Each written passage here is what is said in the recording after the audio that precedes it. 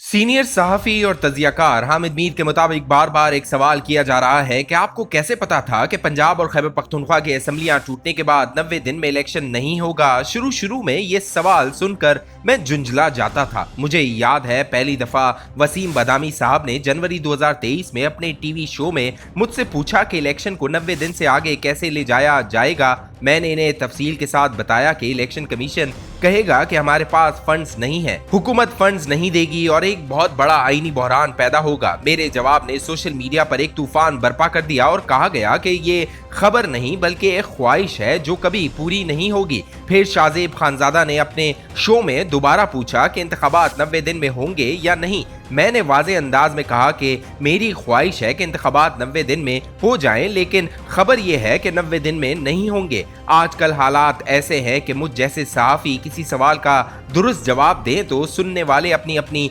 पसंद के मुताबिक फैसला करते हैं कि जवाब दुरुस्त था या नहीं, और जिनको जवाब पसंद नहीं आता वो आपके बारे में साजिशी मफरूजों और इल्जामात की भरमार कर देते हैं। मैं इस किस्म के इल्जामात के बावजूद अपने मौक़िफ़ पर कायम रहा। फिर लाहौर हाई कोर्ट और सुप्रीम कोर्ट ने भी 90 दिन में इलेक्शन का हुक्म दे दिया। अदालती अहकामात के बावजूद मैं इस मौक़िफ़ पर कायम रहा कि इलेक्शन 90 दिन में नहीं होगा, लेकिन साथ ही साथ ये गुजारिश भी करता रहा कि खुदारा पाकिस्तान के आईन को तमाशा न बनाए। फिर जब नजर आने लगा कि इलेक्शन 90 दिन में नहीं होगा तो पूछा जाने लगा कि आपको कैसे पता था इलेक्शन 90 दिन में नहीं होगा। ये सवाल वो दोस्त कर रहे थे जो पहले मुझसे इत्तेफाक करने के बजाय कहते थे कि इलेक्शन 90 दिन के अंदर ही होगा। ये नाचीज मुस्कुरा कर इस सवाल को नजरअंदाज करता रहा। हर वक्त हर किसी को आप ये नहीं बता सकते कि आपका कहा सही क्यों निकला। इस दौरान बहुत से दोस्त और साथी नाराज हो गए क्योंकि मैंने इनके टीवी शो में शिरकत से माजरत कर ली। माजरत की वजह सिर्फ एक सवाल से फरार नहीं बल्कि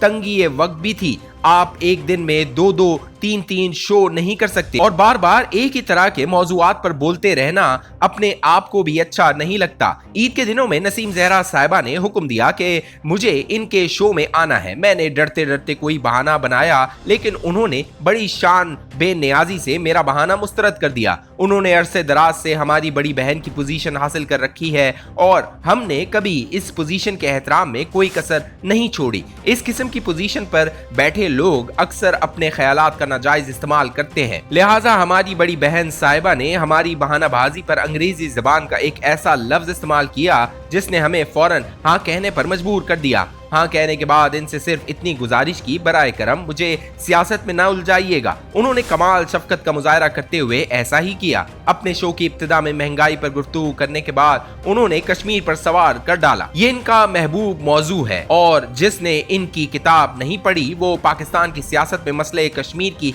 अहमियत को नहीं समझ सकता।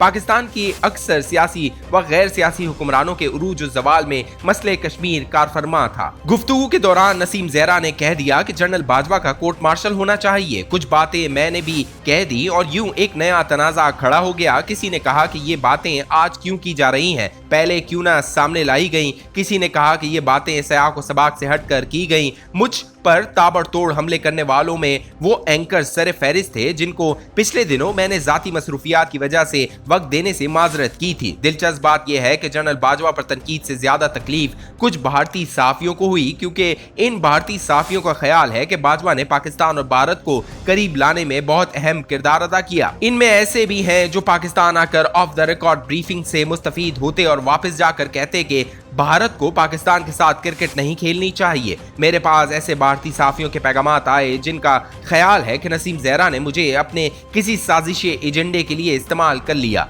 दूसरी तरफ नसीम जहरा अपने मौके पर डटी रही, बल्कि उन्होंने कुछ साहिबान को कानूनी नोटिस भी दे दिए हैं। ये तफसील बताने का मकसद सिर्फ ये है कि नसीम जहरा ने मुझसे कश्मीर का सवाल इसलिए पूछा क्योंकि मैंने दरख्वास्त की थी कि मुझे पाकिस्तानी सियासत में न उलझाया जाए।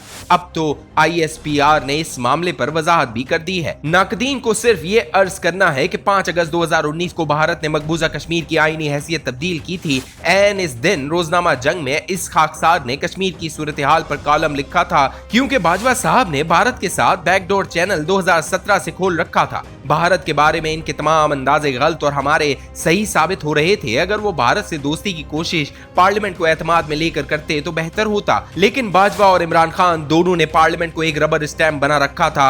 आज इमरान खान हर कीमत पर दोबारा एक ऐसा इख्तिदार हासिल करना चाहते हैं जिसमें वो एक दफा फिर इख्तियार से महरूम होंगे। पिछले दिनों हमदम देरीना आमिर मतीन ने अपने टीवी शो में इलेक्शन के इल्तवा की वजह पूछी तो मैंने इन्हें तफसीली जवाब दिया। अर्ज किया कि मुझे 90 दिन में इलेक्शन न होने का इसलिए पता था कि मैं अपने जाती तजुर्बे की रोशनी में जानता हूं कि पाकिस्तान में आईन गैर मौसर हो चुका है। मैं अपनी सहाफती जिंदगी में 3 दफा पाबंदियों और कई कातलाना हमलों का सामना कर चुका हूं। मुझ पर कभी किसी अदालत के हुक्म पर पाबंदी नहीं लगी, न किसी अदालत ने ये पाबंदी खत्म कराई। एक कातलाना हमले की inquiry chief justice of Pakistan ने की, लेकिन वो मेरे नामजद करदा मुलजिम को इंक्वायरी कमीशन के सामने बुलाने में नाकाम रहे। सितम ज़रीफी तो ये थी कि इस्लामाबाद हाई कोर्ट ने मशहूर जमाना थाना रमना में मेरे खिलाफ एक ऐसे वाक़े की FIR दर्ज करने का हुक्म दिया जो शुमाली वजीरिस्तान में कई साल कबल पेश आया जब थाना रमना का वजूद ही न था। किसी को अच्छा लगे या बुरा, अदालतें बेचारे सियासतदानों को फांसी भी लगा देती हैं और जेल में भी डाल देती हैं, लेकिन मुशर्रफ के मामले पर सरेंडर कर देती हैं। जिन जजों के